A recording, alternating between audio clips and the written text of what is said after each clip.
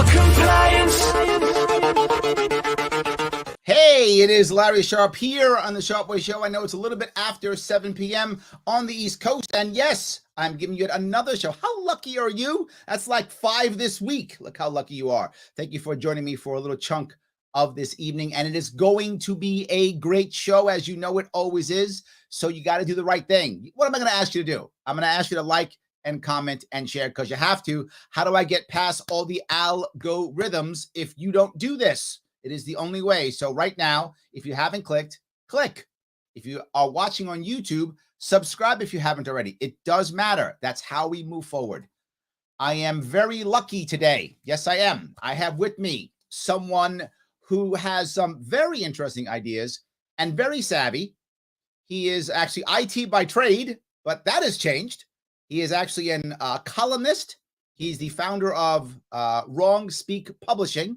He's the author of the book called Black Victim to Black Victor. The man himself, Adam B. Coleman. How are you, sir? I'm doing great. Thank you for having me on. I am glad you're on. And for those of you who want to know more about Adam, head over to adambcoleman.substack.com. That's his Substack where he's writing, or follow him on Twitter at wrong_speak. That's the cool one with the underscore in it, so don't mess that up. So, Adam, I want to be forward here. You have a lot of ideas that I think some of my audience is going to be like, whoa, what's going on here? And I think the part that most of my audience will love and that I love is that most of your thought process, I think, and you please correct me if I'm wrong, has almost like a black independence streak throughout the entire thing. Am I off on that? You are not off. Is 100% accurate. I think what ends up happening, so people understand a little bit about me, I'm a former Democrat.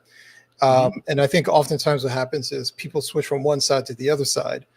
Yeah. But for me, I stopped associating with being a Democrat and just became open to ideas rather than a party.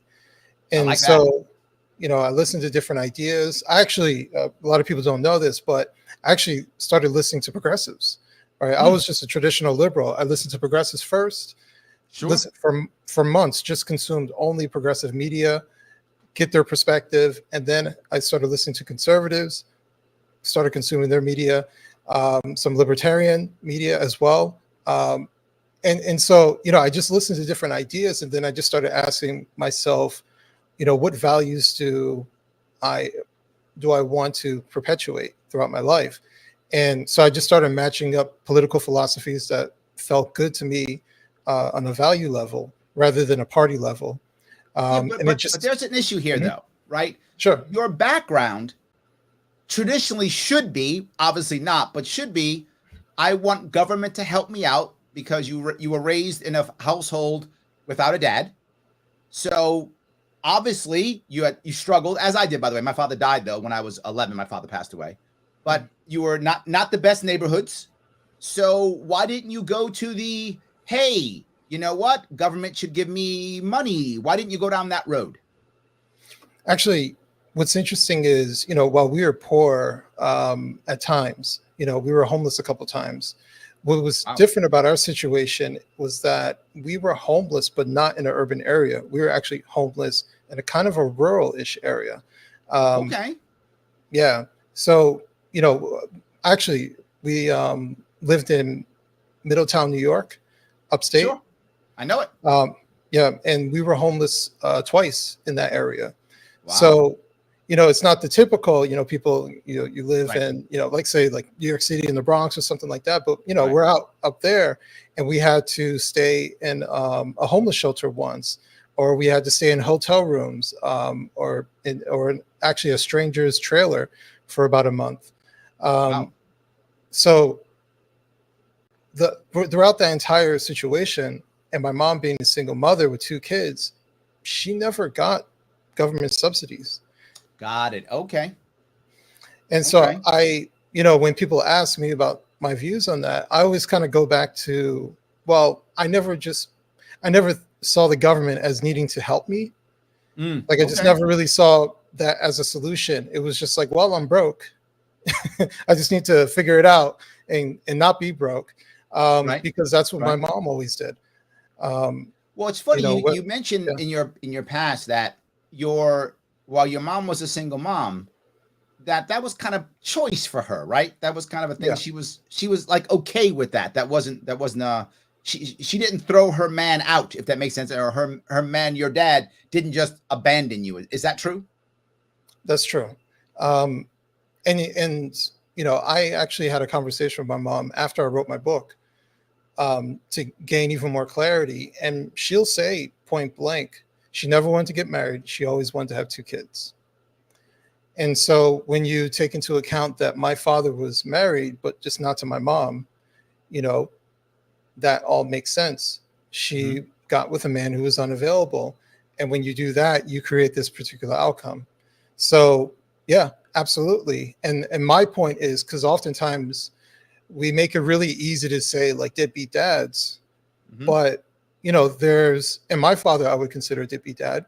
You know, my father's accountable for not being there for us. But at the same Hmm. time, literally, my mom chose that outcome. She never Right. wanted Got it. that situation.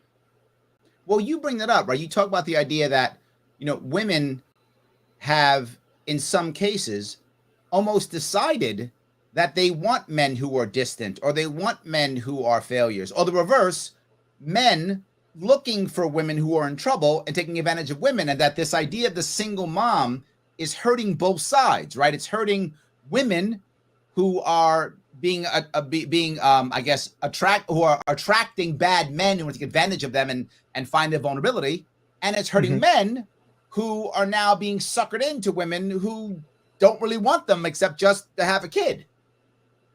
Yeah, I think it's, yeah, like you said, it's both sides.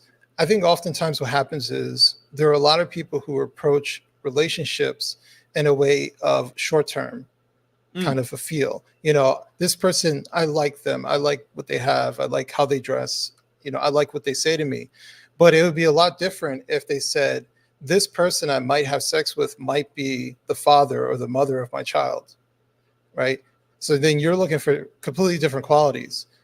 And you, right. because you're looking for someone of substance, someone of a long-term uh, position in your life.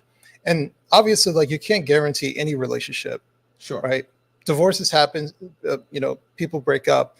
And when I, just so people understand, when I say single parents, I'm generally not talking about divorcees, you know, Hmm. widow, not none of that. Right. I'm talking specifically about people who have unwed, uh, and have children with whoever. Right. So, you know, in these Which I don't know if particular you know situations, this, but the data yeah. now, and this maybe people Hmm. don't know this, data right now in America is a child now being raised in a household until they're 18 with both biological parents in the household is now officially the minority. I didn't know that. Yeah. Yes, that's in the new book. Oh, I've forgotten his name. Who wrote the book? Men and Boys. Hmm. That data is in that book. Yeah. And I think oftentimes the stats that we quote are children who are born in or out of wedlock. But Mm, even that stat that you're saying is actually looking at the long term. Are they correct. actually staying together? And that's even more troublesome, because then you deal with the kids who are impacted by divorce, and what that kind of effect happens, the kind of effect that they have to go throughout their life. But yeah.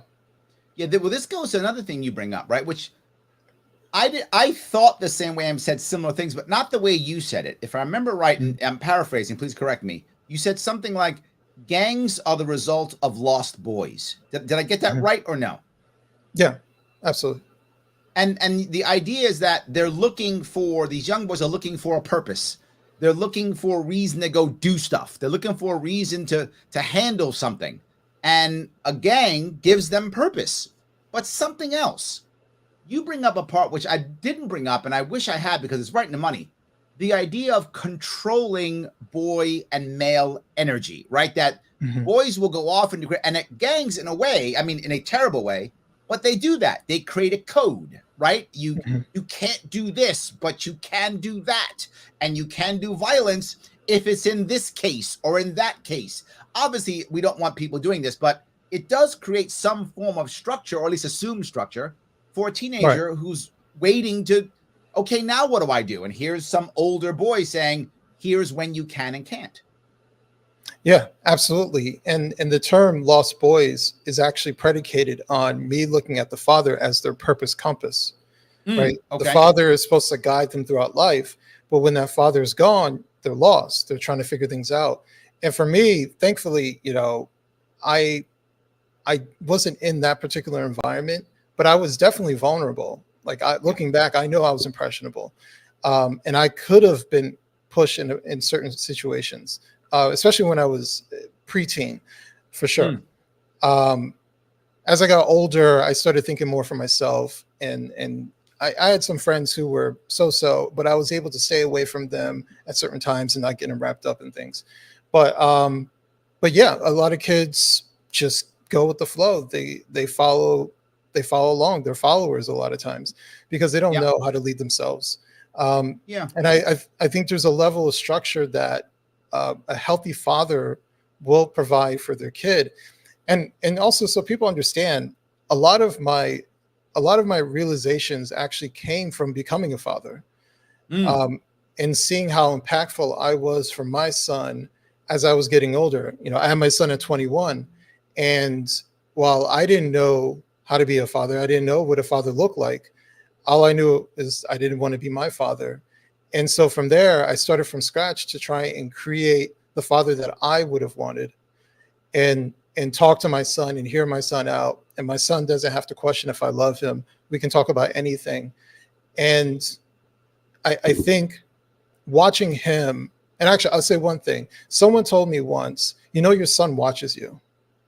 Yep. Like, they didn't mean figuratively. They mean like he's looking at you. He's watching your Yes. mannerisms. He's watching what you're What doing. what I will always say is kids don't do what we say, they do what we do. Yeah. Yeah. Yes. I used to hate that when my mom said, do as I say, not as I do. Like, I hated that. Yes. That's right. Yes. Absolutely. But you uh, said something that's very profound. You said, I just knew I didn't want to be my dad. And mhm. man, is that hard, right? That is hard. I see it in myself, right? My father was my stepfather. My mom was divorced when I was young, and the man who raised me was my stepfather, and he passed away when I was 11. But my father he wasn't the best in many ways. One of the ways is he cheated on my mom constantly, and I saw his girlfriends. So I said to myself, I'm not going to do that, right? I don't want to be that type of husband, because I always thought to myself, if you want to be a good father, maybe try being a good husband, right? I would Right. think that in my head, right? So try to show an example to my daughters. I have two daughters that they would know what to look for, to your point, right? That if they see a decent husband in me, hopefully they will go try to find a decent man who will be a decent husband for them, right? That is my hope, obviously, that they would do that. So I think I Right. did try to do that. It was hard for me because I feel the same pull of my father, right? But you and I also share something else, and I'll give you my reason. You decided to not spank your kid. Yeah. Now, I did too, but this goes back to the father piece. My father was a spank first, ask questions later type father, right? Mhm. Using other things, whether it was a belt or slippers or whatever. He didn't care. Brush, didn't matter. He was very aggressive on me when I was a kid. And I knew I had that in me. And as my daughters were growing, I felt that in me, like maybe I should do that. But to your point, I said, I don't want to be that way. So I chose to not do that because I knew what was in me. Why did you choose to not spank your kid? Many men spank their sons. That's a common thing. Why did you choose to not do that? Um, I mean, for one, my mom would spank me. Granted, I didn't get spanked a lot because I was a relatively good kid, but I never liked it. Mm, My mom would curse at me at times, and I would tell her, especially when I was like a teenager, I'm like, you don't have to curse at me. Like, I'm listening to what you're saying. And when my son was very, very young, but like at an age where you could start spanking him, I started spanking him, and he would cry more, and it just didn't feel good. Like mm, that was one of the things. Like, it just didn't feel good to do it. So I said, and also I realized that I was taking frustration out on him by doing it, right? Because he's not okay. behaving, and now I'm saying, come here, you need to do this, and I'm spanking him, but it just didn't feel right. And I also realized my son is a lot like me, even when he was younger, right? He's very quiet, he's very sensitive, but he's, he listens. So why am I spanking him? Like, Okay. I just need to talk to him. And literally I stopped spanking him. When he would mess up, I would talk to him, and I would repeatedly talk to him, and I would punish him by taking stuff, stop him when he's doing certain things, and he would listen. And so from that point, I never had to put my hands on my son. It wasn't necessary. Now, did I raise my voice? Right? Did I appear threatening? Sure. Right. But I never had to physically touch my son. It was something I deliberately said to myself. I didn't tell him, but I said to myself, I don't want to do that. And I feel so much better because of it. And we have a really good relationship. He doesn't see me as a violent figure in his life. He's not scared of me in that particular way. He's scared of disappointing me. Sure. But he's not physically threatened by me. And I think that's a different thing. And he respects me because of it. So you've also said that you didn't feel like you were really an adult or a man until like your late 30s. Oh, yeah. But you had a kid in your early 20s.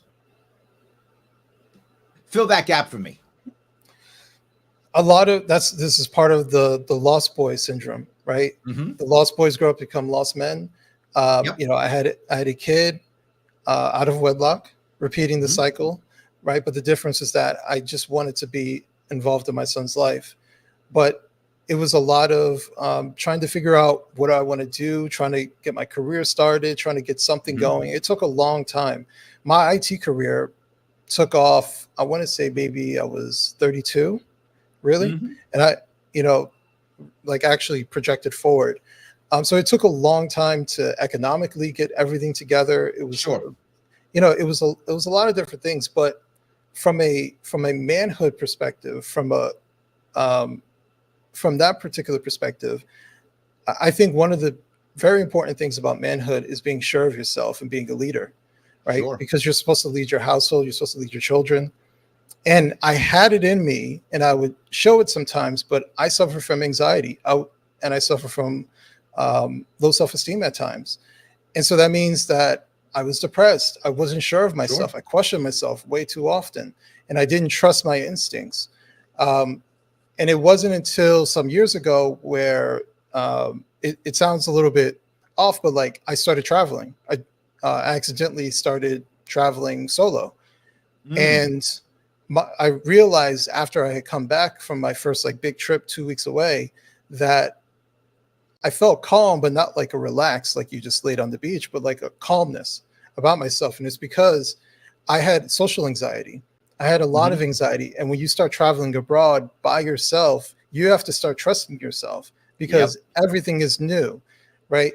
And so that broke down a wall for me. And then I really started focusing in on myself and honing in on how am I living my life? What exactly am I doing? Like, even for me writing the book stemmed from an idea, I want to say maybe like a year or two prior, where I was thinking about my legacy. What do I want to leave behind for my son?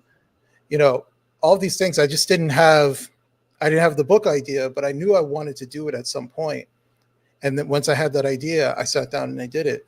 So it was a maturation process throughout my 30s, especially, of figuring out who I am, what do I want to be, what kind of example do I want to be for my son, and actually asking myself these questions, but especially getting rid of my anxiety and starting to trust myself.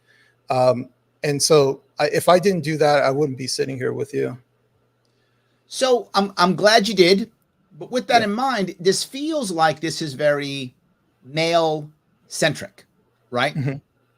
And you've been, I guess, more controversial on the idea that you think modern feminism is actually hurting us. You've actually said that you think it hurts kids and that it hurts women. That's an unpopular outlook. Help me get through that. So, and we always have to do the disclaimer. When I'm talking about feminism, I'm obviously saying that women can work and do whatever they want, have equal opportunity. It has nothing to do with that aspect. Okay. What I'm talking about is the modern feminism that exists that is highly misandrous, right? It is very independent minded, but not in the sense like, oh, live the way you want to live your life, kind of libertarianish, but independent minded as I don't need you, right? It's very dismissive of men, very dismissive of men to the point where I don't need you as a husband, as a father to my kids, but it uses it's a mindset of using men when they do need them, but dismissing them and discarding them because they're not important. And I think men and women work best together rather than apart. And if there's one side that is saying, F you, I don't need you in my life until maybe for this, and then discard you, then I think that's a really big problem in our society. Likewise, I don't think it's good when men think that particular way. I don't think it's good when men chew up women and spit them out, because all it does is create jaded women. And then the next guy who comes along has to deal with that. So the guy who chewed up the woman now gets away, and the new guy who comes in, he pays for the guy who chewed up the woman.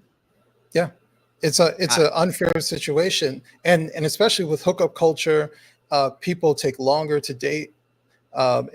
Take longer to get married because they date longer. Yep. So it's creating a very, very jaded dating environment for both men and women. But the feminism aspect is highly ideological, and that's the part that I'm criticizing. So it's not me criticizing men or women specifically. It's about the idea of having this kind of misandric view of the world, and discarding men. And actually, I think men are affected by feminism too, because men believe that this is perfectly fine, and they go along with it, and it doesn't help the situation. And in the long run, when it comes to this particular mindset and raising children, ultimately it affects the children, right? Because it just repeats the cycle, right? Your father ain't nothing, he's gone. Well, mom kicked him out because she doesn't need him. The child grows up to think that men aren't important, or a male's voice isn't important. I see a lot of situations where, like we talked about, women who get with bad men, but a lot of that could be solved if they had a non-sexual male figure in their life to actually vet men with, because men see other men's BS. Yes, it's very true. Yes. Right. Agreed. And yes. And that's the role that fathers used to play, because they were highly involved in their children's lives. But that is splintered. Like you said, a lot of households. Is this a pendulum swing? In other words, if you go back several years, maybe a couple of decades, you found that the reverse was usually true. Usually it was the man chewing up the woman's in trouble, she's often on her own. One of the reasons for the idea of welfare was to help the woman, was the concept behind it, right? We had to do something about it. And I feel like this is a pendulum swing to where women now say, not only do I not, can I do what I need to do, but in addition, now you're the one who's not valuable. And if it is a pendulum swing, does it come back on its own, or do we have to do something to bring it back to where what you would think would be more parity, or that would make both sides equal and not one side think the other is useless? I'm not sure. You're actually the first person kind of introduced the idea of like a pendulum swing. I think ultimately what I want is just a balance. That's all. I see a relationship of, especially like a family relationship, in balance. Where, for example, this somewhat controversial, let's say abortion. I have no say whether my child is born or not, right? That's an imbalance, right? She's the one who carries it, and I have no say in what happens there, but I still have to financially take care of that kid if she decides to keep it, and I don't want to keep it, right? So she has the leverage. It's an imbalance in that respect. Do you think that has to be equal? Not necessarily saying that it has to be equal. Personally, just so people understand, I am pro-life. I'm an extreme in my pro-life position, so people could just overlook that. But some people will not. It's fine. Yes, it's fine. But ultimately, what I'm talking about is a balance as seeing importance between men and women.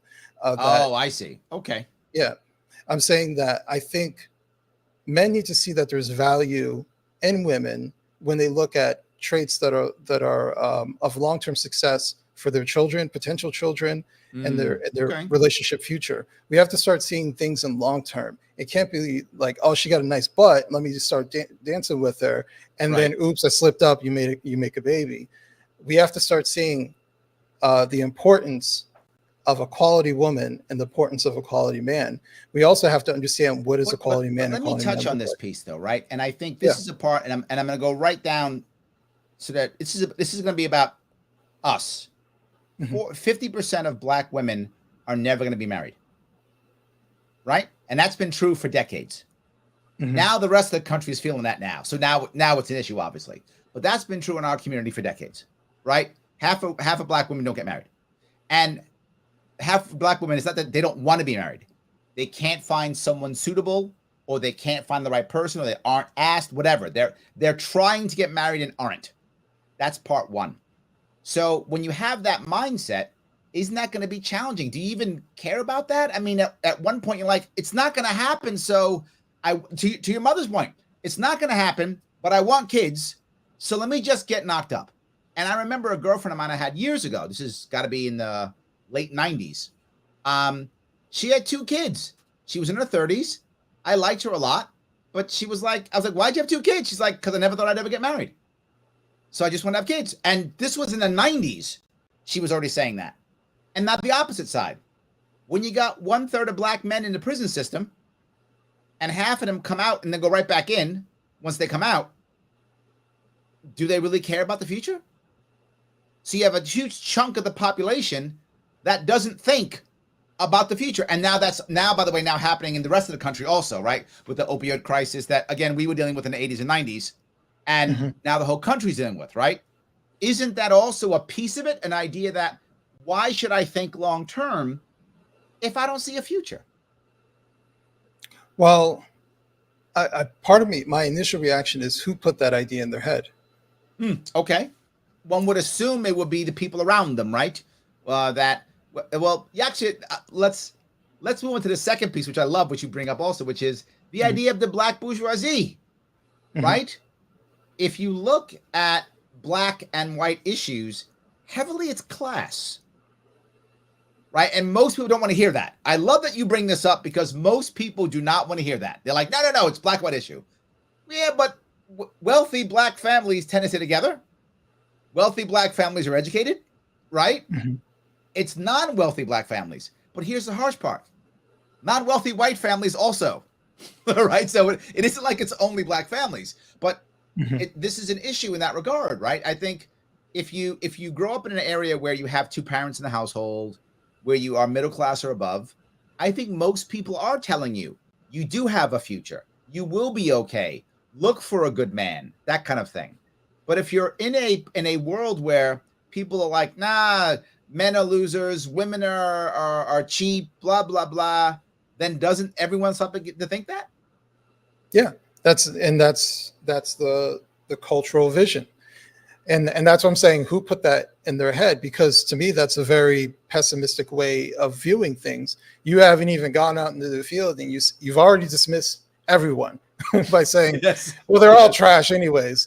Like, it makes me think of my wife. My wife, she grew up in Bed-Stuy, Brooklyn, and I remember her telling me when she was younger that there was only one family that was a nuclear family, and they're from Jamaica. Yep. The immigrant family in Brooklyn. Oh, yes, absolutely. Yeah. So when you have that environment where, and what's crazy is like, she never really thought about these things until like we got together and we started talking about it. For her, it was normal, right? Because it was like, well, everybody was. It was weird when if you did find somebody who had both their parents, like your daddy's in the house, like it was weird.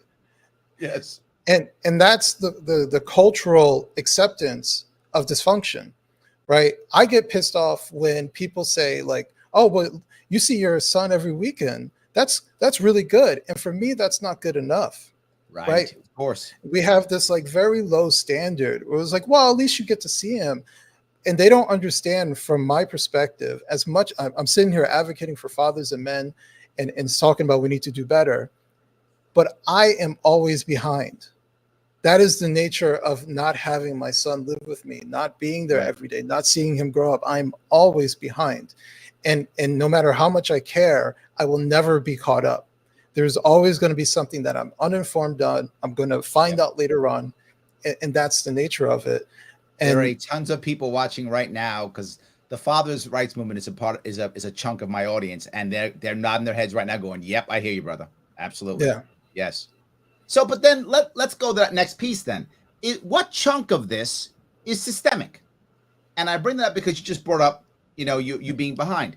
Family court in this country is horrible, right? right. And is making it harder for fathers to see their kids. New York State is exceptionally bad, but across the country, it's not good.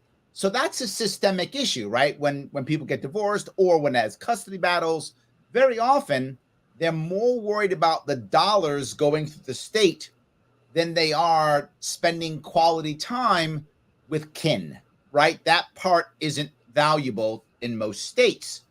That's one part. But the second part is why there's so many black men going to jail? Why there's so many, in the prison system and Mhm. screwing up parole and all those things, right? And leaving the house. What about the idea that maybe the war on poverty made it easier for women to abandon men, right? All those things. How much of this is systemic? I mean, you said cultural, which I see, but isn't that affected by the systems around people? I think maybe to some degree. I think it really just depends where. Um, you know, obviously, not every black person in the 1960s went on welfare. Right? It's a segment of the Sure. population that went on welfare. Correct. However, that becomes the normalization of it. Right? Suddenly, the importance of men is not nearly as important. Suddenly, the concepts of feminism start to seep into American culture. That's why I say, like, when you're talking about half black women won't get married, in my head, a lot of them are feminists. They might not call themselves feminists, but they speak like okay. feminists. They talk like them. They use their phrases. They have this mindset that's misandrous. Like a lot of them feel these particular ways. And I think a lot of it is validated because a lot of them don't grow up around a male figure that they can respect. The most important male figure they're supposed to have is their father. And you can imagine her wanting to rely off that most important man. He let her down because he's not there. And it just continues the cycle. So I don't, as much as I talk about feminists and feminism, I think a lot of them have validity in feeling the way they do because it's based off of something. Right? They were let down by a man at some point for a lot of them, or they were physically harmed by a man, unfortunately. So it's not based off of nothing, but I think feminism has taken it's taken people who are actually victims of something or someone who's experiences some sort of personal trauma and given them a source of their oppressor, or I'm sorry, given them like an actual oppressor to be upset at. Yes. Wow. I like that. But, Let me grab a couple comments real fast if I could. John says, always good conversation. So that's good. I like that. You're doing well. Gene says, I like this guy already. So you're winning. Look at you. You're winning. I love that. Avi says, feeling victimized is a natural human instinct when we feel wronged. However, the way it's exacerbated and as a source of power and license to do anything you want under the guise of that status is what's so dangerous. I think Avi's got a very valid point here, right? We all feel wronged. And when we feel wronged, we feel like a victim, right? Someone wronged me. I guess the question is, then at what point, I'll go back to an old Al Sharpton quote, which I love. Some people hate when I quote Al Sharpton, but I will in this case. He's totally right here. And he said in his book years ago, he said, if I push you down, that's on me. But if I come back a week later and you're still on the floor, that's on you. And I think that's where Avi's going, right? If you get shoved or wronged, you feel like a victim. But at what point do you go, all right, now I got to take charge of myself? Am I off here, Adam? No, that's absolutely right. That was another one of those things that I had slowly realized was I was victimizing myself, right? When you have when you have depression, anxiety, like that's an internal conflict that you're dealing with. Sure. I was victimizing myself. And once I started to accept full responsibility for anything that happened to me, where I had control, right? Then my life started to change. And I think that's what I'm trying to preach to people is when you take accountability, it is like it's a power. And we're telling people not to feel power, right? Because I always say that if you're the one that's responsible for it, then that, something going wrong, then that means that you're the one who can fix it. Right. So if you depend on somebody else to fix something that they can't fix, then you're going to be constantly disappointed. So if I mess up on something, I question myself as to what could I have done to make it better so that next time it doesn't happen again. And once I started doing that and stop seeing myself as a victim and stop and have, I'm generally a humble kind of person. So I'm always willing to look at myself like, I messed up on that, or take accountability. If I'm at work and I do something I wasn't supposed to do, I say, you know what, that's my fault. That won't happen again. And your boss always appreciates that. They don't like the guy who makes up excuses and covers for things. Right. No, but he was supposed to, he told me. They don't want to hear that.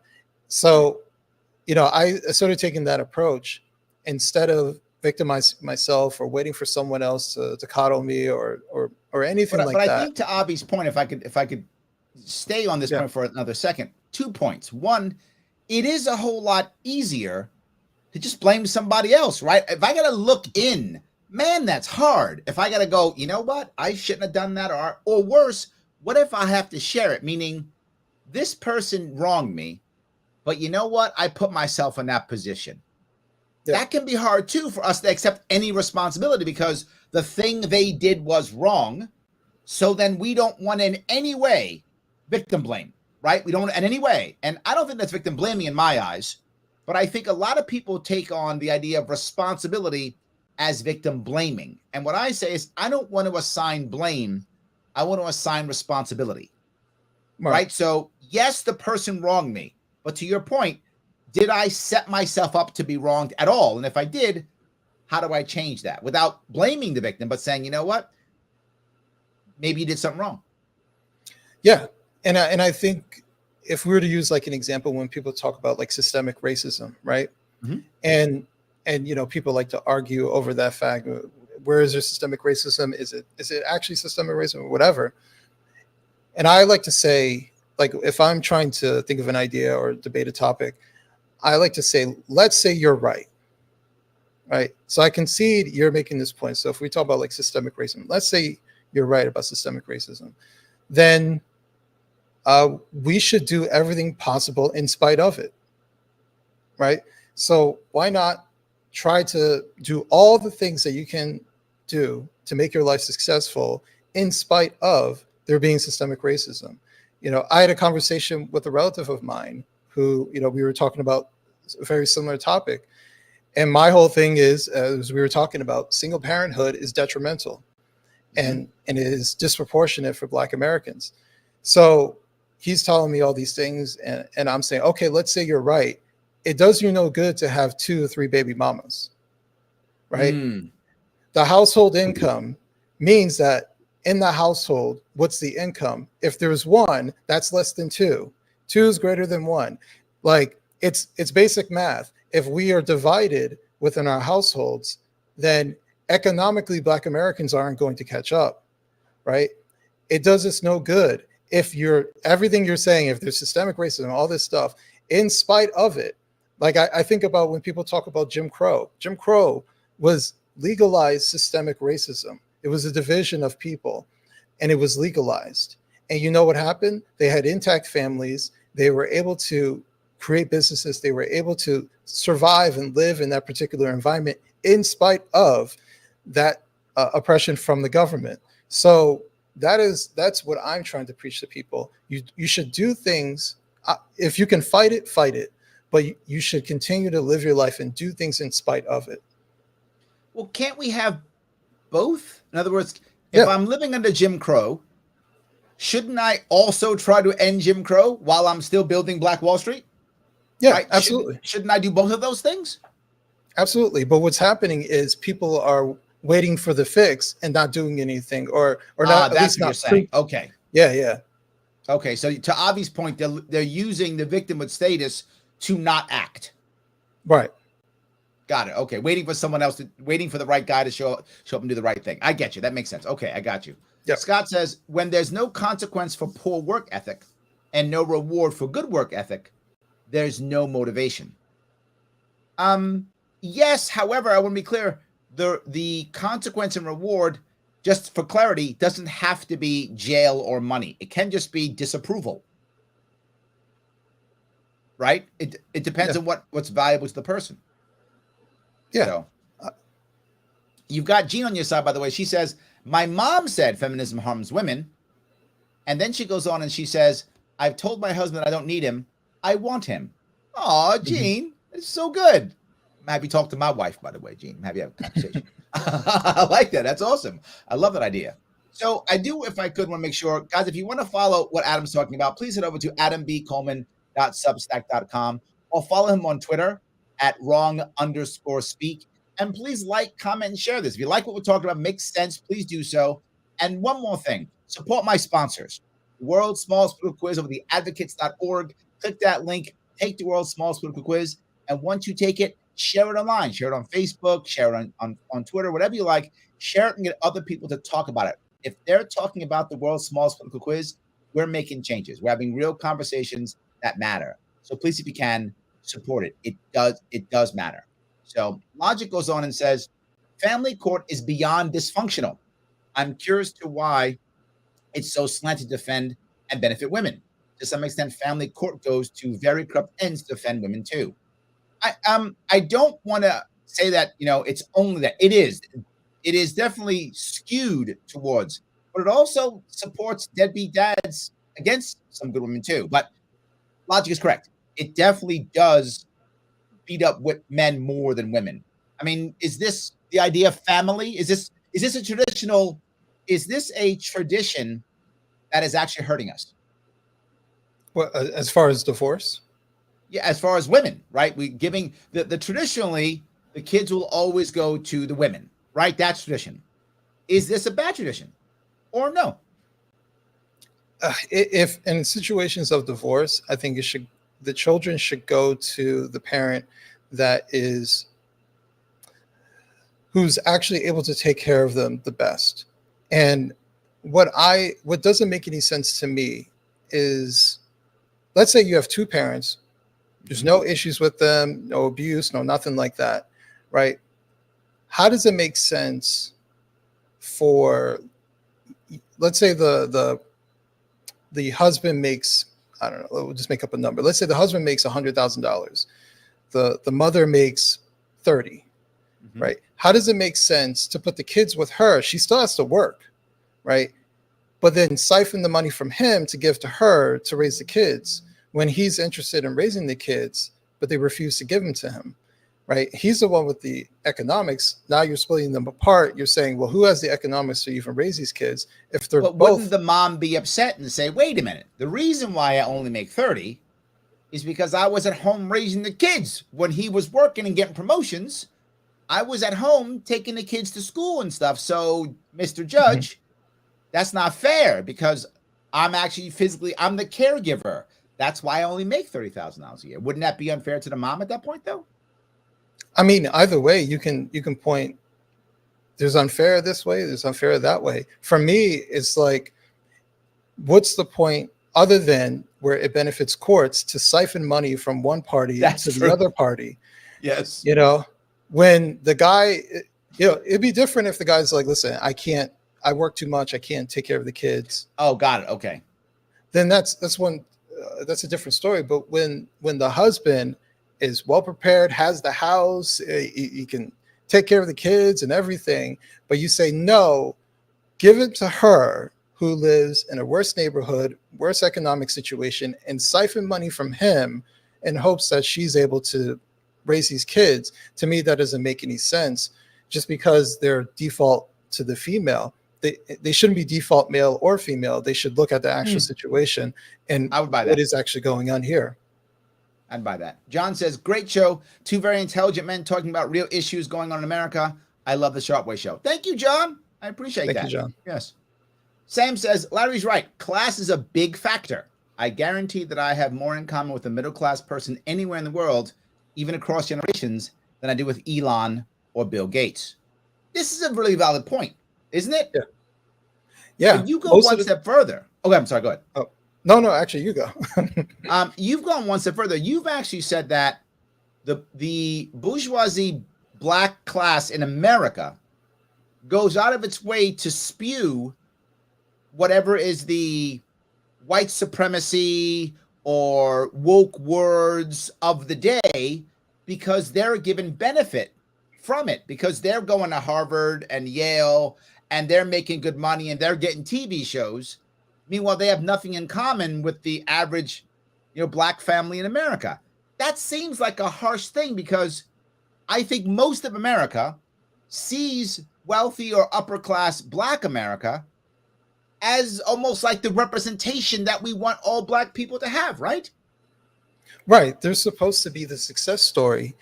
But yes, here's the thing that's so interesting for me. They use their race as a crutch, right? Okay. It suits them. They have all these things. They're successful and they live amongst everybody. They what do they always do? They move into typically a majority white neighborhood, which is fine because maybe this neighborhood is the best for schools and nice houses, whatever. Mm-hmm. Live your life, right? I'm not. There's no shade towards that. But then what ends up happening is when something doesn't go their way, they use it as a crutch, right? When something happens in society, right? Like we watch the news, we see all these people who go on like CNN and like Don Lemon, right? Don Lemon, I'm willing to bet he's probably a millionaire or at least close to it, right? Sure. Do we really think that Don Lemon faces the same risk of a knee in his neck like George Floyd did? No. Yeah. No, absolutely not. But he will use his race as a crutch, and he will pretend that he is not in a different class, not in a different life than the rest of the people. And I see this all the time. Like LeBron James, I know he grew up in Akron, knew he was poor, but you are not anymore. You've been rich basically since 18, right? Well, maybe 20 something. No, wait. When he signed that contract with Nike, I think it was like a $90 million or $100 million contract when he was 18, before he even stepped into the NBA. He's been rich since. All right. When that money hit. I mean, sometimes they hold it up. That's fine. Okay, whatever. Okay. Yeah. So he's been good. And for him, like one of the most shameful things that he did was during that whole 2020 situation was to sit at a press conference and say, you never know that a cop is going to wake up on the wrong side of the bed and might want to kill a black person. And I thought to myself, this guy travels from state to state. Who's escorting him?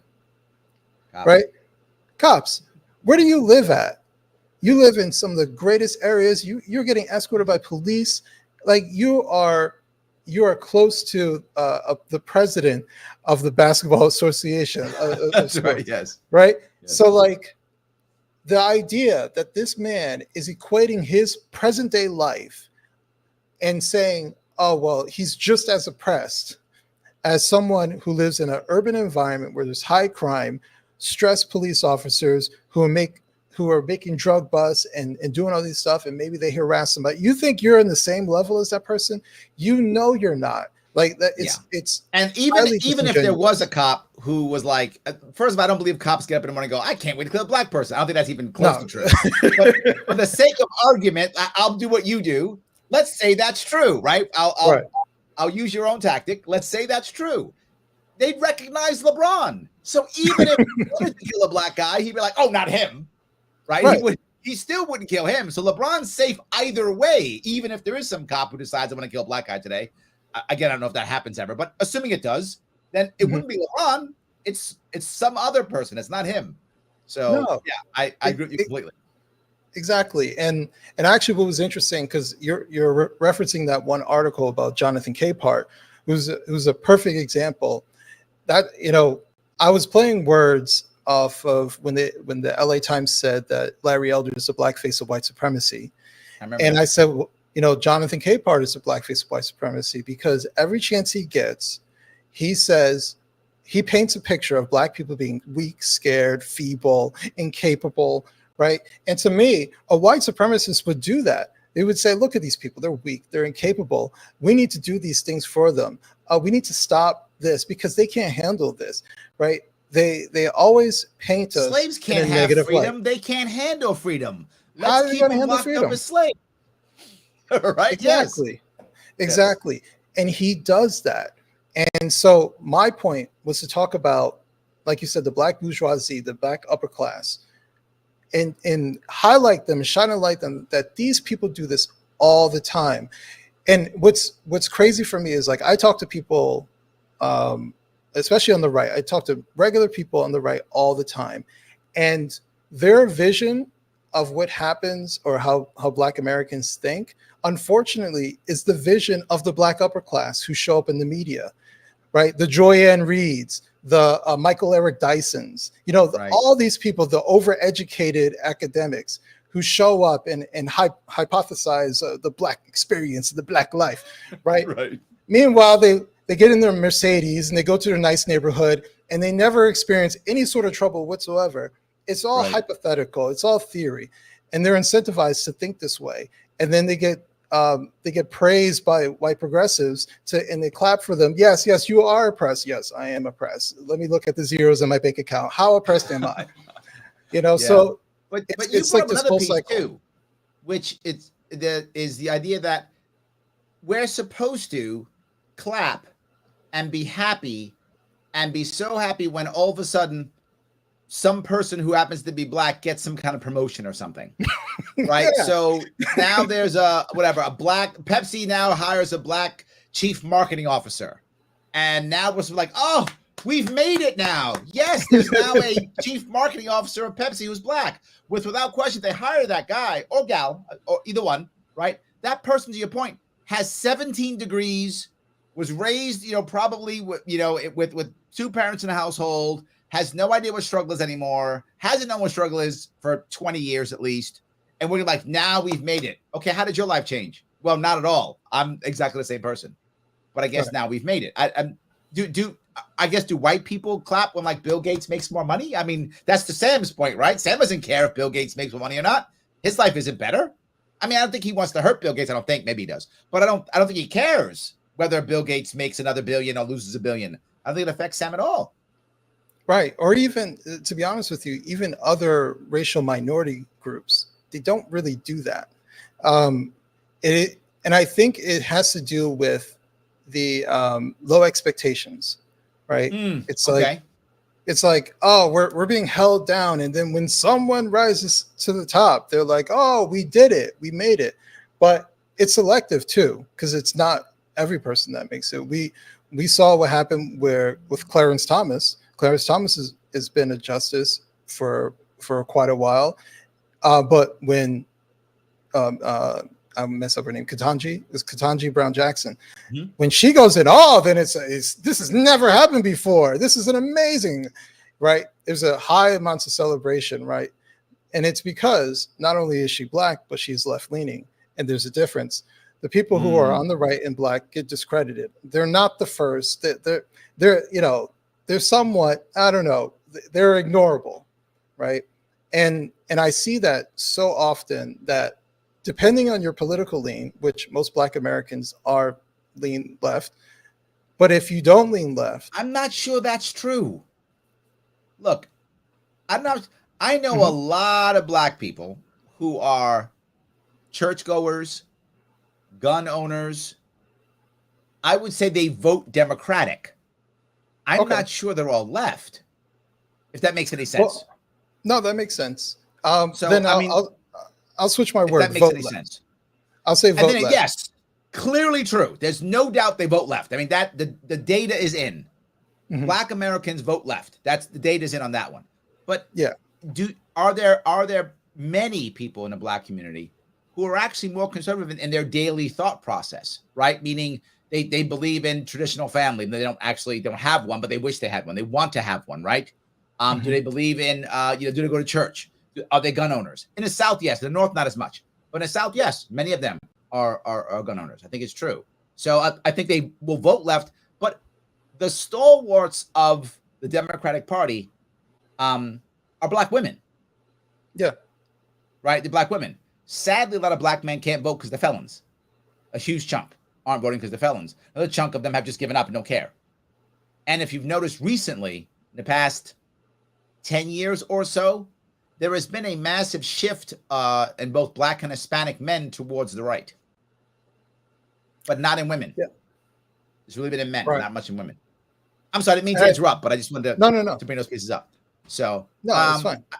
Go ahead. Do you want to continue? No, I was just going to say, I think that has to do with the appeal. There is an outward appeal to women from the political left, from the Democrat Party. Yeah. 100%. Sarah says, as a Hispanic woman with 3 children from 2 fathers, I agree with you very much. So much I would do differently. Sad face. Yeah. So same here. I think most people in general don't want to have multiple children from multiple parents, either fathers or mothers. I think most don't. Some don't care, right? Some don't. But I think the average person would rather have children with one person and stay together for most of their life, not all of their life. I think most people would. But to your point, you can't guarantee it. But the issue is, are you doing everything you can to get what you want? And it can be challenging, right? It can be challenging. Absolutely. I don't think it's that easy at all. So anyway, I want to go to the next step if I could, which is, this goes back to this idea of making black people weak. And it's a collective versus an individual. What do I mean by that? You find most of America, to include Black America too, but most of America thinks, to your point, well, black people are weak because they've been oppressed for so many hundreds of years, and there's no way they can help themselves. So we now have to help them, right? Otherwise, they'll never do it on their own. We have to help them. Even though, if you look back to your earlier point, even during segregation, black groups were growing and becoming popular until government force literally burned them out, right? Until they literally physically destroyed and confiscated their property, they were growing on their own, even with segregation. But now the idea is, well, so now you can't without it. So you are basically feeble and weak. You should always be afraid. However, the individual black man is a monster who needs to be locked up in jail for 50 years. So the individual black man is a horrible monster who's going to kill everybody. But as a group, they're all weak and we have to help them. I don't know how we square that circle. I'm not sure either, other than more of us just have to actually speak up and make sense. The other thing I will add to that is this idea that we're all poor. That one bothers me. Yes. I'm actually looking to write an article about it, but I think I figured out why that's the case. And basically, so people understand from a demographic standpoint, Black Americans, I think it's about 60% of Black Americans live in 10 states. So you can guess those states based off the cities. So that means that we live in urban areas or surrounding urban areas. And then after that, we're scattered throughout the country, throughout the rest of the states. So that means we live in highly visible, highly populated areas. And for many of those areas, they are, people make it political, they might be Democrat run, but they have poor areas and incredibly poor areas. So those areas are poor, highly visible, and this becomes the image of what people see. So, if you grew up in LA, you knew not to go to that part of LA because it was highly dysfunctional. It was highly dysfunctional, right? And I can't blame you if you're, let's say, if you're a white person who lived in LA and your frame of reference of Black people is of that really dangerous area where all the crime happens, right? So it's our frame of reference for a very, very high frame of reference for a highly populated, highly visible areas within our country.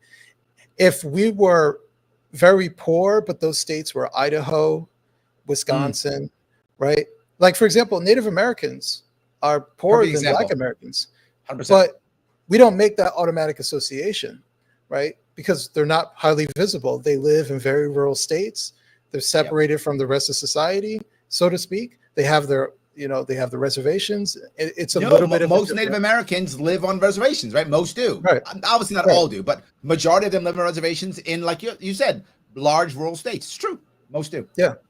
So, Correct. but so as much as I say it, like, I hate that that's the image, and you have to tell people that majority of Black Americans aren't poor; they are middle class, and there's a decent segment of them that are upper class, or at least you can say that there's enough of them to be noticeable that they're the Black upper class, upper middle class, the Black wealthy. So there's enough of us that we are visible to see that, yeah, they are wealthy too. We have a whole league of wealthy Black people, a couple of leagues of wealthy Black people. A couple leagues, yes, absolutely, yes.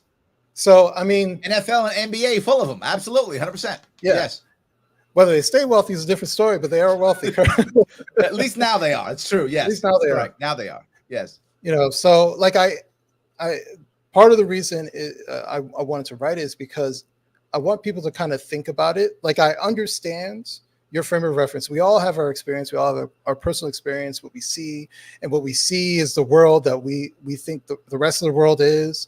And for me, I've lived in 5 states. I've moved all over the country. I've been in different types of areas, rural, urban, and suburban. So, like, my frame of reference is much bigger than most people who might live in one area, who don't travel, and they say, where I live is America, and where I live, the Black people are all poor. We need to do something about all these poor Black people. Right. Yeah, but the issue that I have with that is it's insulting on 2 points, right? So now, if I'm not a poor Black person, and I meet somebody, and they go, "Oh, Larry's Black. Oh, yeah. So he's oppressed, and he's in trouble, and we got to give him stuff. And hey, sorry about George Floyd, right? They got to give me that, right? Which is one thing. Yeah. But it's the second part. There's also poor Hispanics and poor Native Americans and poor white people. So, because you're not Black, so now you're not poor, and now you're not worthy of anything. So I think it hurts both sides of that, right? I would much rather see this from a class, if anything. Look, I'd rather everybody be equal. But if I'm going to pick some way to divvy people up, I'd rather go class than race, because people are not naturally racist. They're naturally tribal. We create reasons to create tribes all the time, right? Could be a baseball team you like, right? Doesn't really matter, right? Could be anything. But it could be because I went to the Marine Corps and you were in the Army. That could be a reason to have my own tribe, right? Whatever the case may be. If I'm going to pick, I'd rather pick class, if anything, because to your point, you now have, I'll use the example. Some of you may have watched the old South Park episode, where it's one from years ago, where Randy, one of the characters, for those who don't know South Park, is on the Wheel of Fortune show, and he says the N-word on the Wheel of Fortune show. And he has to now, because everyone sees it, it's national TV, right? So he has to now somehow be sorry and contrite for this. So he has to go to Jesse Jackson and physically kiss his butt. Like, he just pulls his pants down, and he has to physically kiss his butt. And once he kisses his butt, now he's forgiven. But you go back, then they go back to school, and his dad says, hey, there's one Black kid, and he goes to the Black kid and says, hey, my dad said Jesse Jackson, that's okay. And the Black kid says, Jesse Jackson's not the emperor of Black people. And the other kid says, that's not what he told my dad. And I think that was such a perfect analogy of what you've talked about. If you're part of the wealthy or the powerful Black population, now all of a sudden you represent them all, right? Now you represent everybody. So if I do something wrong, I just go to whatever, Al Sharpton or whomever is the person of the day. I say, I'm sorry. He does his, Hail Mary, whatever, and now I'm blessed. But we don't have that for any other, do we? Yeah, but they're not good at it. Well, okay. I guess if maybe for grifting, they're good at that, I guess. It's something. So, yes, I just wanted to bring that. I just thought it was kind of interesting that the idea that, but this goes to the next piece. A guy like a Jesse Jackson or someone like him, someone like that, it is in their best interest for us to always be angry. Oh yeah. For us to always be resentful, for us to never forgive anybody, for us to always feel like we're a victim, because that's kind of how they make their power. Am I wrong on this? No, you're not wrong. And I really wish that Al Sharpton would remove Reverend from his name. I don't know if he's attended a church in the past 2 or 3 decades, but he never. Yeah, I have no idea. But he never preaches forgiveness. Never. You know, he never preaches moving forward or anything like that. It's never about forgiveness. It's always about the next fight. We have to fight. Yeah. Keep fighting. It's a preaching of anger and resentment. And it's all a show. I think here's part of my frustration. I kind of put it in the book. There is this unwillingness to check other Black people when they use Black as some sort of crutch or some sort of people like to say grift, some sort of money making scheme. And you probably know, like you're in New York. I am one of the people who does it. I literally have corrected many people on that, and my people love me when I do it. I will do it in person. I was on NPR the other week, and someone would try to say, well, you know, as a Black woman, I was like, don't play that game. I literally will correct them on the spot, or I'll do a video and correct them. I will do so. But I agree with you. Most will not, but I do. Yes. Yeah. Keep going. I apologize. No, it's okay. I was going to say, you're in New York, and so you know, you've had conversations, and I'm sure most of the people know that Al Sharpton is a crook, right? But they're unwilling to say anything. Like they're just kind of like, yeah, you know, but you know, he means well, or they make some sort of excuse. It's like, how does a crook mean well? Yes. So I think the problem that you often find is, this goes to your earlier point, right? If I don't feel anybody is my support system, if I don't think anybody's actually helping me, at least he's saying the right stuff. So I think that's what winds up happening. When you feel like there's no one in your corner, right? Whether on a personal level or on a social level, if you feel there's no one in your corner, well, at least he's there, right? It's like, okay, I don't have anything, but I got this. I'll take this. I feel like there's a lot of that in this world. You think I'm wrong on this? Yeah. No, you're absolutely right. And actually, for me, you know, with my IT background, I see certain things as vulnerabilities. And what I started seeing is race as a vulnerability, especially for Black Americans, because they see, as long as someone says their name, they see that as shouting them out, like they mean well.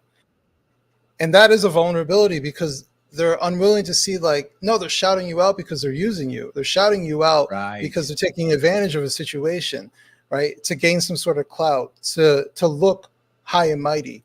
That's why I talk about saviorism. You know, saviors do that. They say, you know, I'm speaking for them. How dare you say these things about the, you know, minorities and indigenous people? Like, they speak for other people all the time because it benefits them. It doesn't actually help anybody, right? It is a virtue signal of sorts. And a lot of times, and we love that now. Oh my God, virtue signaling is like everything now. It's more important. And I'm going to give you my view on this. You tell me if I'm off on this. I think that we've had so much time of no change and failure that we don't believe there's really going to be any change. And the best we're going to get is, to your point, a shout out. The best I'm going to get is a virtue signal because I can't get any change. So at least I can have someone go, well, you know, Adam's a good guy. He is a good guy. Oh, great. And I got something. I'm still in the same spot I was in last week. That's where I feel like we've gone to a point where we don't even believe we're going to get any change. So I'll take the virtue signal, and that's enough. Like, I'm going to go protest. Meanwhile, nothing's changed. I'm going to go get a sign. Nothing's changed. But something else. Virtue signaling is very easy. It makes me feel good without having to look at myself or my world or make any change. Yeah. And actually, it's funny you bring this up because there was a survey. I got to find it because I was looking at it. I thought it was hysterical. I might mess up the number, but I'm close. There was a survey that I was looking at, and it talked about left-wing protesters, left-wing activists, right, by percentage. And it was either 3% or 6% were actually Black. So we had all these nationwide protests. Yes.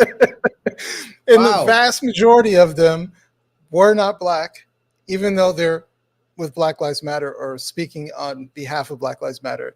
And I thought that was incredibly interesting because Black Lives Matter Wow. essentially just turned into one big virtue signal. It became a Right. flag, Yes. becomes something you put in your classroom, in your house, right? Right. It became for everybody meaning something of strong virtue. We care about Black Americans when the vast majority of them weren't even involved. Right. Yes. You know? Yes. Absolutely. It's a good point. But I've said this about the liberty movement, and I Mhm. now also mean this about, I think, about almost any movement, which is the liberty movement doesn't require a savior. It requires hundreds and hundreds of local heroes. Mhm. And I think the same thing for us. It doesn't require a white savior. It requires hundreds of black heroes with a lot of white allies. I think that's the right answer, right? We do Mhm. that and we'll change the nation. The problem is being a local hero isn't cool, right? Being a local hero isn't cool, but being a virtue signaler, savior, well, now I got a show on TV, right? So it's a Mhm. whole lot easier to be the savior than instead of being the local hero. You're absolutely right. I try to tell people that the solution doesn't revolve around the federal government and federal politics. The Yes. solution is actually local politics. You know, a lot of the different cities that we talk about, like I'll use the city I was born in, Detroit, as an example, because it's just objectively a failure of a It's a tough city. city. Yep. Yeah. Yes, tough city. Yep. Um, Detroit is corrupt.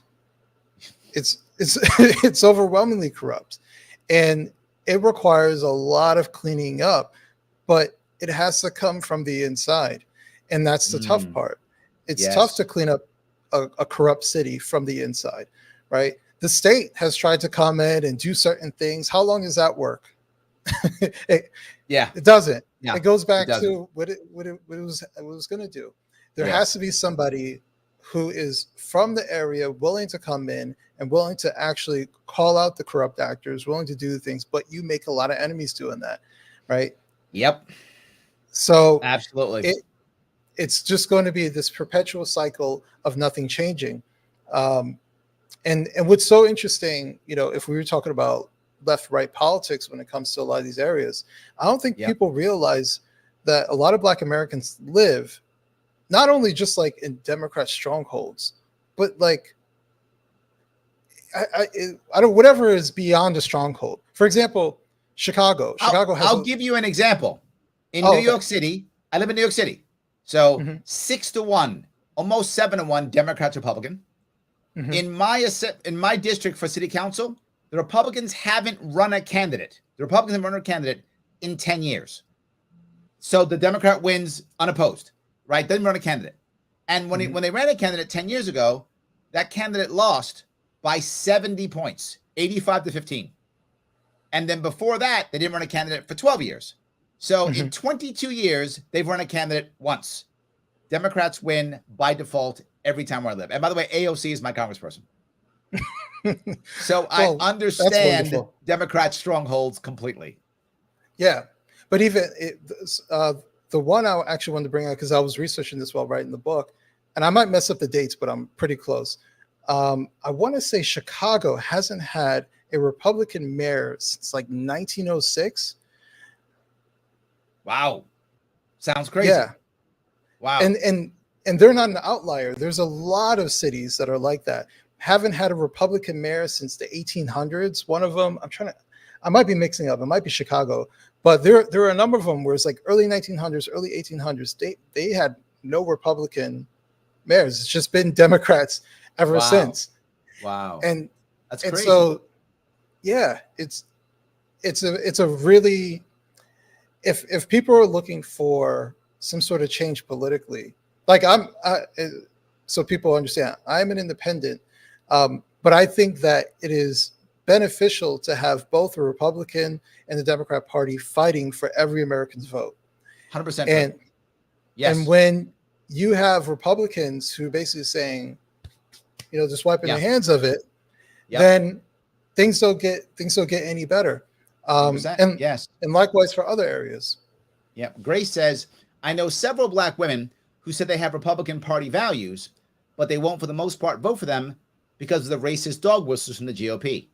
And I agree with her. I have heard that so many times. I can't vote Mhm. Republican, they're racist. I hear that all the time. Like every time I've run for office more than once, and I hear it. Oh, no, I can't vote Republicans, they're all racist. I hear that all the time. And to your point, Republicans do a terrible job of reaching out to the black community. They're terrible at it. The Mhm. one thing, and I didn't vote for Trump, not a Trump supporter. People know that. But what Trump did well is he just said, I don't care. Hey, black people, you got more money? Stop complaining, vote for me. And that actually opened up more of the black population in America to vote Republican because of Trump going, I don't care about your races. I don't care. You're making more money. Shut up. That's basically what he said, which is still not great. But sadly, that was better than what Republicans were saying before that because the Mhm. bar was so low that Trump was able to get over that bar. And Democrats just ignore because they know they got it in the bag. They just ignore. So I got one party that goes, we're terrible at messaging, and the other party that goes, well, every 4 years I'll sprinkle some jobs in the neighborhood and they'll vote for me. So I think you're completely correct. It's very hard. But here's what's interesting. I like as someone who's in the middle, and I examine both sides. Like, there is no political party where, where a racist thought is a monolith. Like, both I don't know what sides you mean have by some, that. like, both sides have some aspect to it where you can be like, I'm not sure about that. That feels Sure. kind of funny, right? Yep. And 100%. and part of the reason I left the Democrat Party was actually because the fringe social progressives, like the AOCs of the world, to me were just highly condescending racists, right? And it's one thing if it's the fringe, right? But it's another thing when you start all of a sudden seeing Nancy Pelosi say the same stuff and wear the African garb and say George Floyd sacrificed himself for us. Right. Like to go the full condescending of black people, that was enough for me. That, amongst other things, but that was enough for me.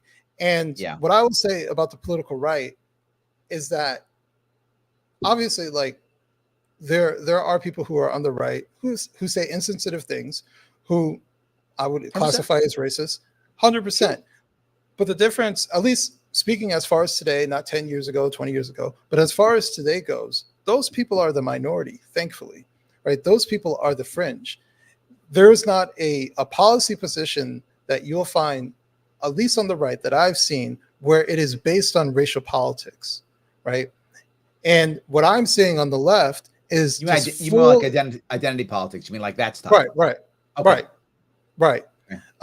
And actually, to be fair, I am highly concerned that the Republicans are being tempted to do stuff like that. I've seen little instances where there are certain Republican the whole country's going that way. politicians. Yeah, and I don't like that. I don't like it whatsoever. But Democrats bought into it wholesale. They are social progressives. Politically, as far as policy goes, this is a different story. But socially, they are progressives, and I cannot stand it. So when I hear black people say, "Well, I can't vote Republican because the Republicans are racist," I'm like, "Are you watching what these people are doing?" Like, at least if you want to say Republicans are racist, Republicans have no impact on your life where you live at. The Democrats are using your name and making a mockery of it left and right. They have way more impact in your life, and you support that, right? You're not going to hear me fight that one. Like, with you. That's kind of how I see it. So and here's the thing, I think that conservatives, generally speaking, are very individualistic, and so this idea of a collectivist mindset of a racist is few and far between from actually just being around them. I think most Americans aren't racist, right? I think people. I agree with you. I think the vast majority of Americans, this is the push for the idea of anti-racism. That's why there's a push for that. Because I think the vast majority, I want to be very clear so I don't get myself in trouble. Racism does exist in America, and there are racists in America. I'll be clear, of course. The issue is there's far fewer than than people act like. The average Right. American doesn't care at all about race. They care about their own life. That's it. Exactly. They don't give a damn if the guy who's serving them coffee is black or Hispanic or white. They don't care if their boss is black or white or Hispanic. As long as they get paid, they don't really care. They don't care at all. The vast majority of Americans don't. Now, that could be harmful in theory, because if something bad is happening, they're not taking action. And that's the concept behind it. However, I don't care. Just don't be racist, right? Just, that's fine. Right. And the vast majority of Americans are not. And you Right. see that with the Kanye stuff happening. You see that with everyone being like, okay, even he went too far. Like, everyone's even saying that. So you see it everywhere. But again, if that's true, then so much of the rhetoric that we've been using to be angry at each other, to be mad at each other, to be resentful, it goes away. Mm-hmm. But you're totally correct. The vast majority of Americans are not racist. The vast majority. The vast majority aren't. So for me, it's less about black, it's less about white, it's less about Democrat or Republican. It's more about the political philosophies that people are holding on to. And where it links into the political party is that, unfortunately, the Democrat Party has taken a hold of this socially progressive movement where this is their framework. Their framework is identity politics. Literally every speech, I swear to God, it's so annoying. Literally every speech that either Joe Biden gives or I mess up her name, the new, what's her name? Karine? Oh, yes, Jean-Pierre.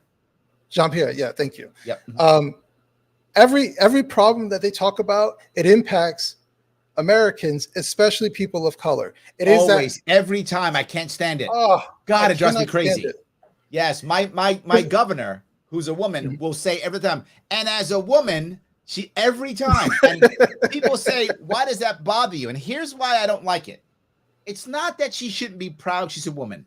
Good for you. I'm serious. It's good. She's our first female governor, and that's a nice thing. I'm not against that at all. I'm happy that happened. That's a good thing. However, I got it. You don't got to say every time you speak, like, I can see you. I understand it, and that's a good aspect. But also, it doesn't make you a good governor. Right. The fact that it happened is nice. And I think we should, yeah, that's a nice thing. That's clappable. Nice. But that's it. Doesn't mean I should vote for you. Doesn't mean you're good at it. But we can acknowledge it. But worse, if you say it every single time, the second someone doesn't say it, now it's a dog whistle. Mm-hmm. The second someone doesn't say it. So if I go up and I talk and I go, hey, I want to thank the governor for bringing me up. And I don't go, thank the first woman governor. If I don't say that, oh, what does he mean? He didn't say that. That's a dog whistle. Oh my God, Larry Sharp is a misogynist. He hates women. That's what happens immediately. So we're setting a precedent that we have to always say, and especially people of color. Because if you don't say that, well, then clearly you hate people of color, right? Clearly you're a white supremacist if you don't say those words. That goes back to the whole idea of virtue signaling. We've got to stop this. I would rather you not virtue signal, but actually make us equaler, make us safer, make us happier, give us more freedom, and don't virtue signal. Just do the stuff. Right. No, I agree with you. And like I said, I'm worried that on the right, the Republican side, that they're starting to feel like they have to compete against that, right? Yep. They're looking at the jab to them was always like, look at all these white faces. And I'm just like, but that doesn't mean that they're excluding anybody. They just happen to be no. Like, and everything is racist to them. Yes. So now nothing's racist. Yeah. So now if everything's racist, nothing's racist now. Yes. And what I fear is that on the right, they are so scared of that label. They're trying everything possible to get rid of that label. Although they're not trying everything possible. They're not trying the actual things that would help to get rid of that label. But they don't like that label. And understandably so. So I'm worried that they're going to say, well, here's a black person. Listen, we're trying to tell you we're not racist, right? Right. And here's the thing, I'm with you completely. Let me grab Joel. Joel says, so many politicians talk about black communities, and they're really talking about poor communities. It seems to me they wrongly equate black with poor. We talked about this before, right? Yep. And he goes on to talk about Native Americans. He goes, Native Americans have been helped, in quotes, by the government so much, too many are dependent now on handouts. This is a very valid point, right? Yep. I mean, this is really the piece right there that's screaming at us. Yeah. So Shelley says, Al Sharpton will always be known to me as the man who refused to let a child explain why she was naked in the park in a garbage bag full of dog feces. What? I don't remember that one, Shelley. I gotta look that one up. I don't remember that one. Wait, that's wasn't that the race hoax one? Damn. Oh, was it? Yeah, I think. Well, I don't remember the dog feces part. Now I got to figure this one out. She's got me thinking now. I got to work on that one. The Scientific Libertarian says, but did they vote for Joe Biden? I think the question is, did black women vote for Biden? And if that's true, yes. Like black women voted for Joe Biden 90 some odd percent. It was a big chunk of his voter base. I'm assuming that's what you meant. So Kyle says, classism unites people and racism divides people. I wish more people would see this and join together. Well, let me bring this piece up if I could. You will find a lot of people get mad at, to the point, white supremacy, right? That concept of, well, the 1% is white. This is true. The big chunk of the 1%, particularly in America, is white. That's true. It's overwhelmingly white and also overwhelmingly male. That's true. But, huge but here. Most white males are not in the 1%. Right. So you are punishing the 99% of white males for the 1% who are the 1%. So if you're unhappy with billionaires or think they're mean or evil, okay, let's be mad at them. Okay, great. But then why are you mad at the average guy who's just, a plumber or a bus driver or whatever, truck driver? He's just doing his job. He's not Bill Gates. Isn't no Bill Gates. He's hanging out with Elon Musk. He has no idea. He's just running his life. So again, not that I'm a classist. I'm not. But the racist piece drives me crazy because Kyle's correct. Now it was used to divide us and still is. It hasn't changed. Yeah. And now absolutely. You've also made a word to where the word has no meaning anymore. Yeah. It's the it's a meaningless phrase to use. Or it's a phrase that is just redefined to mean whatever people think they want it to mean. Yes. And I think people have to start to push back on those redefinitions, reclassify the words, repurpose them to mean exactly what they're supposed to mean. Because I think oftentimes what ends up happening, especially like conservatives, they want to fight that this doesn't really happen. They want to fight the word even being used. And I'm just saying, well, the word is already there, right? True. Like I'm hearing, for example, I'm not going to name names, but someone I know is an older person. She was like, "Oh, that's their white privilege." Now, this isn't a phrase that anybody used a handful of years ago, but it's in the lexicon, right? Yeah. So it's here. We can't get rid of it. So your best bet is to fight for the definition of these phrases, to not get rid of it. The biggest mistake that I would say, especially Black conservatives, but conservatives make, is to say that racism doesn't exist, or to at least give the portrayal that racism doesn't exist. Yes, I agree. Yep. Because what ends up and I've seen this happen so many times, they'll be like, America's not a racist country. There is no racism. And then they'll say the left is racist. It's like, yes, exactly. Yes. So, well, but the left does the opposite. The left says the whole system's racist, and then blames the individual. Well, wait. Right. If the system's racist, then how do you blame the individual? The individual's reacting to the system. Don't punish the individual. Punish the system to change the people. So, right? You can't have both. The right does the opposite. I tease all the time. Democrats are the party of bad ideas. Republicans are the party of no ideas. So just Republicans just go, there's no problem. When people go, yeah, no, racism does exist. You can't just go, it doesn't exist. The problem is it isn't anywhere near as bad as the Democrats are saying the whole world is just everything's race and everyone's looking at you and going, oh my God, I feel sorry for you because you're Black or Hispanic. I think that you're right. You want to find the nuance that actually solves a problem and still respects people. And that's hard. It's not easy to just virtue signal. Oh yeah, for sure. Absolutely. What's funny is like how they say systemic racism. You point out like, well, system. What does system mean? System actually means something, right? And what's your solution? More system. Yeah, yes, exactly. Yes, yes, yes. By the way, they've let us know it's Tawana Brawley. That's who it Thank is. you. Yes, I was There we thinking go. broadly. Thank Yeah, you. Thank you. yeah. I'd forgotten that. You are correct. Thank you. Thank you, Shelley. They're paying attention. So, yes. Um, Patty says, as an old white poor mother of 4 mixed race children, I feel just like Ice-T. When it comes to being poor, no lives matter. Mhm. This is strong, Patty, and I'm with you. I see it. Like I've done a lot of. Some of you may not know this or may know this. I've done a bit of consulting with defense attorneys, and I have seen that if you got money, you got a chance. If you don't have money, you're guilty. And yeah, when you're poor, the jury doesn't care if you're black or white. The jury's never going to see you. Why? Mhm. Because you're going to get stuck in a plea deal because you're poor, because you can't afford to have a decent lawyer who can fight for you. So you are going to a plea deal. Doesn't matter. Your life doesn't matter because you're poor. She's right. I mean, is she off of this one, Adam?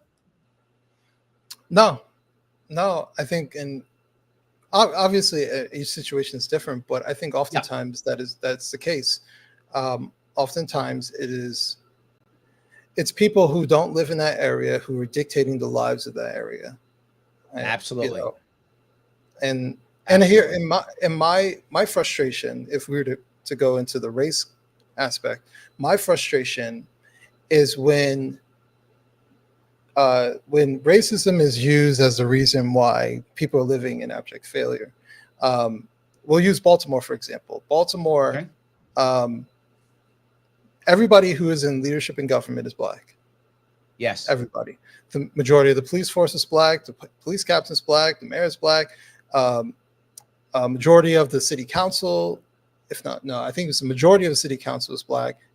Maybe it's just like one or two who aren't. So, like the systemic racism part, is that actually the case, or is it a corruption issue, right? And no Aren't they the one's same? no, because the Right. If intention is you different. if one person, Hmm. and this is the thing I bring up here in the case of like Illinois, Chicago, how bad they are, New York too, but Baltimore. If one person's caught being corrupt, that's a Hmm. bad person, right? But if everybody's corrupt, the system is corrupt, right? In New York State, we have a lot of people go to jail, get arrested. It happens all the time, all our politicians. But one thing they never do is their defense is never, I didn't do it, or it wasn't me, or there was some confusion. That's never the defense because they obviously did it. Their Hmm. defense is, I have to. Everyone does it. I have Right. to. That's always their defense. And as we arrest one guy, next year, another guy gets arrested. And then a year Hmm. later, another guy gets arrested. That tells me that that is systemic corruption. So isn't that also systemic? Well, it's the racism part, not necessarily the systemic part. So when they're saying it's systemically racist, they're saying that it is done purposefully. It is malicious. It's maliciously done No, no, to no. I don't think oppress. so. No, no, no. I don't think so. I don't think that. I don't think people say that. Well, that's not true. Some people don't love say that, but Mhm. people looking at it logically, they don't mean that the system is meant to have a necessarily a racist outcome. I mean, yeah, meant to, but it does by default. The example given often is the idea of crack being arrested for crack in the 80s and 90s. You got a Mhm. higher prison sentence than cocaine. That wasn't racist. They didn't say black people get a higher sentence. And do I think the average person who voted for it thinks this will get black people? No, I don't believe that was the intent at all. I think they did it because they thought, oh, crack is harder, so I guess it looks good if I crack down on crack. I think that's what they thought. But what happened? That was a racist system. It put black people in jail for crack a whole lot longer than it put white people in for cocaine. Well, so I think that is a systemic racist system because the outcome was racist, even though the intent may not have been. Am I making sense or no? No, I understand. I understand what you're saying, and so I will. We'll go back to it. I'll give you that. Please. So if you have a systemically racist system, we'll use Baltimore as an example, and you have a negative policy that's in place that is disproportionately affecting people. Mm-hmm. Yet the majority of the system is ran by the very people that look like the demographic that is oppressing them. Then how come they're not doing anything about it? And it's the simple answer is they're corrupt, right? They don't really care. They have no incentive to change anything.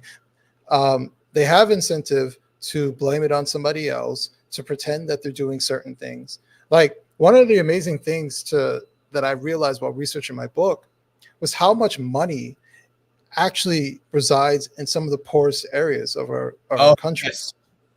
Yes. Like, and one of the, like, I don't know if you remember, there was that viral video that was going around after George Floyd, after the George Floyd situation, where all of a sudden all these systemic racism videos started coming out.